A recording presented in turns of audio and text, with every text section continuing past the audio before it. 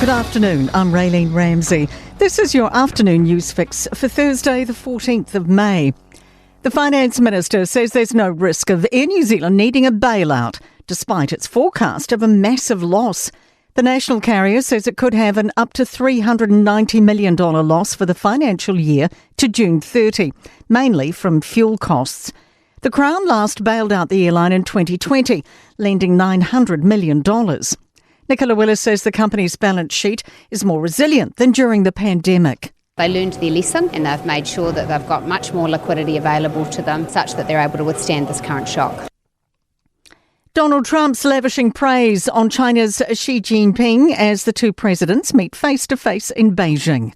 They're expected to discuss thorny issues over 2 days that could set the tone for their ongoing relationship. Xi's called for China and the US to be partners, not rivals, and Trump's called him a great leader.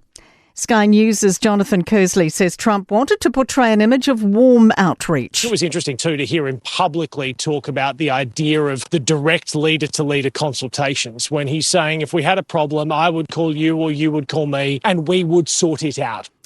The Energy Minister's blaming Labor's oil and gas exploration ban for record low estimates of natural gas supply.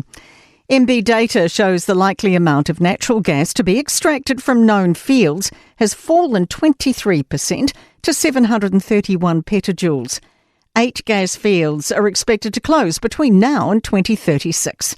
Simeon Brown says the decline's incredibly concerning. The last government's policies were highly destructive, and those numbers are a result of their decision to ban oil and gas exploration. The government's progressing with plans to introduce move-on orders for rough sleepers.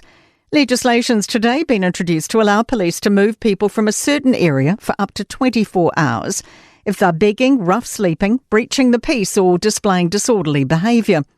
Justice Minister Paul Goldsmith says there are a variety of views about how far this should go. There's a recommendation from the Ministerial Advisory Group on Retail Crime, which had a wider amount of consultation involved in that. The government signed a city and regional deal with Tauranga City and Western Bay of Plenty councils. It focuses on transport and social infrastructure, land and housing development, export growth and economic diversification. Political reporter Troy Mattich has more. The government and Western Bay of Plenty agreed to jointly fund projects bolstering proceeds from local asset recycling with a Crown uplift. Funding rates will be considered case by case. Local Government Minister Simon Watts says an oversight board will coordinate and be accountable for delivery.